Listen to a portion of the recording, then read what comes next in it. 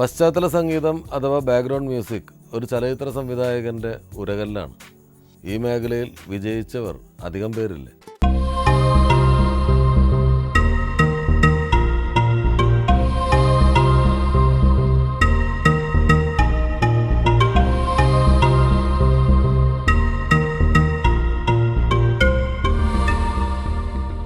സംവിധായകൻ പറയാൻ ആഗ്രഹിച്ച, കമ്മ്യൂണിക്കേറ്റ് ചെയ്യാൻ ആഗ്രഹിക്കുന്ന കാര്യങ്ങൾക്ക് സംഗീതം കൊണ്ട് അടിവരയിടാൻ കഴിവുള്ള ആളായിരിക്കണം പശ്ചാത്തല സംഗീതം ചെയ്യുന്ന സംഗീതജ്ഞൻ.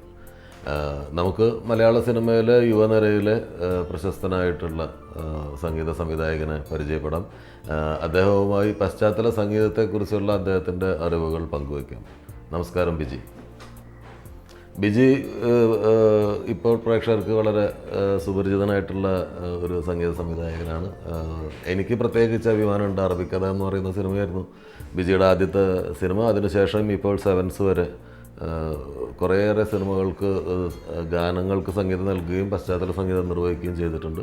എന്താണ് പുതിയ വർക്കുകൾ? പുതിയത് ഇനി ഇറങ്ങേണ്ടത് വെനീസിലെ വ്യാപാരി എന്ന് പറഞ്ഞ സിനിമ, പിന്നെ രാജസേനൻ സാറിൻ്റെ ഇന്നാണ് ആ കല്യാണം എന്ന് പറഞ്ഞത്, പിന്നെ ലാലുവേട്ടൻ്റെ തന്നെ അസോസിയേറ്റ് അനൂപിൻ്റെ സിനിമ. അതാണ് മൂന്നെണ്ണി. പശ്ചാത്തല സംഗീതവും ചലച്ചിത്ര ഗാനങ്ങളുടെ സംഗീതവും തമ്മിലുള്ളൊരു വ്യത്യാസം സാധാരണ പ്രേക്ഷകർക്ക് വേണ്ടിയിട്ടൊന്ന് വിശദീകരിക്കാം.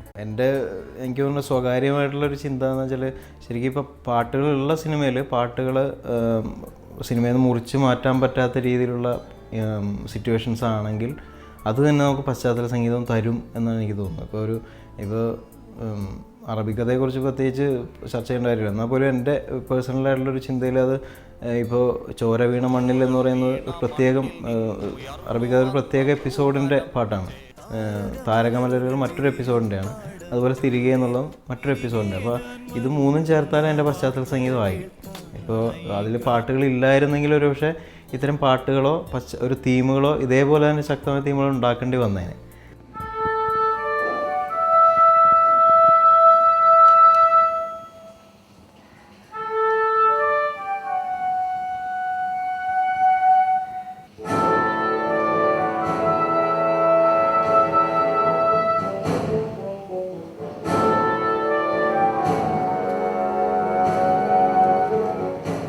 ഒരു സിനിമയുടെ പശ്ചാത്തല സംഗീതം ഒരുക്കാൻ ആരംഭിക്കുമ്പോൾ എന്തൊക്കെ കാര്യങ്ങളാണ് മനസ്സിൽ തീരുമാനിക്കുക, അല്ലെങ്കിൽ എന്തായിരിക്കും ഒരു ഗൈഡ് ലൈൻ?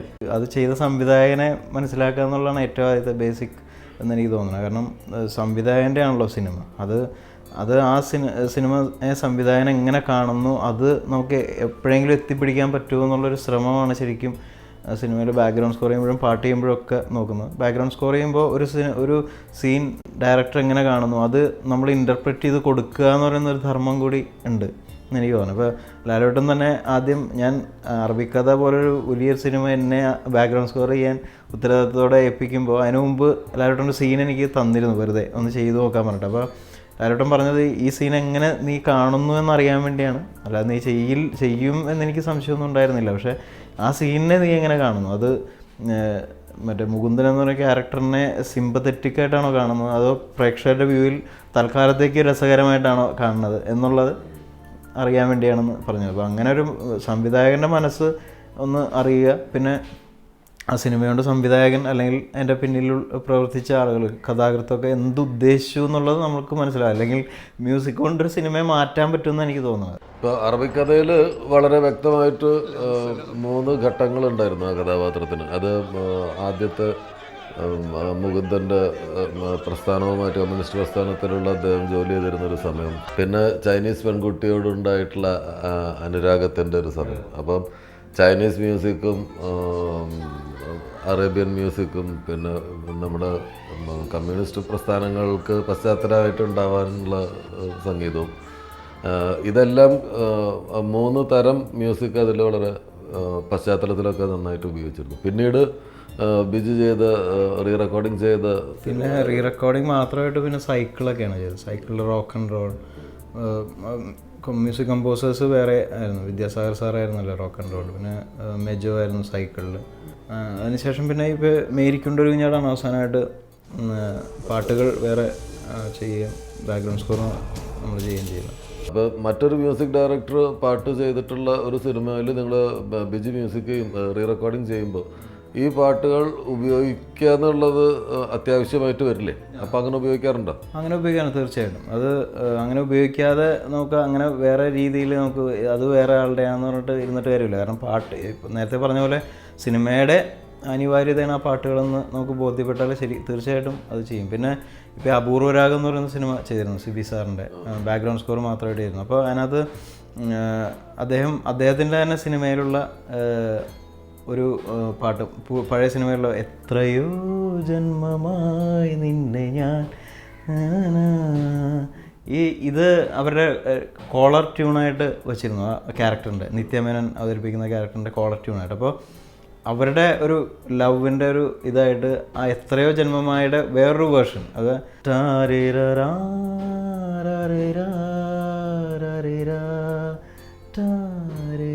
എന്നാണ് ചെറുത് മാറ്റങ്ങളൊക്കെ വരുത്തിയിട്ട് അപ്പോൾ കേൾക്കുമ്പോൾ ആ പാട്ടാണെന്ന് വ്യക്തമല്ല.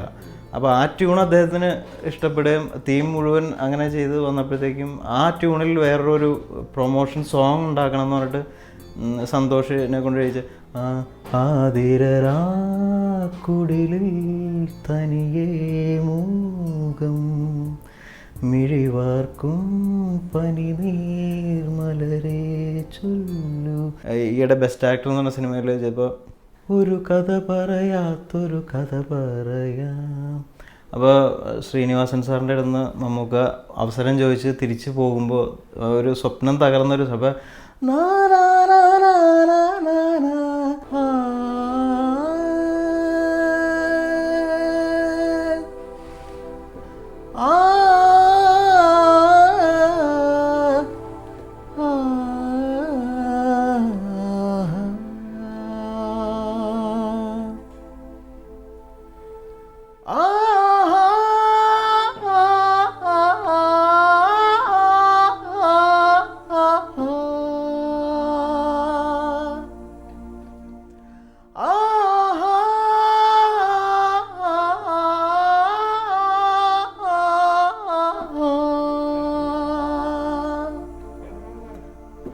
ആ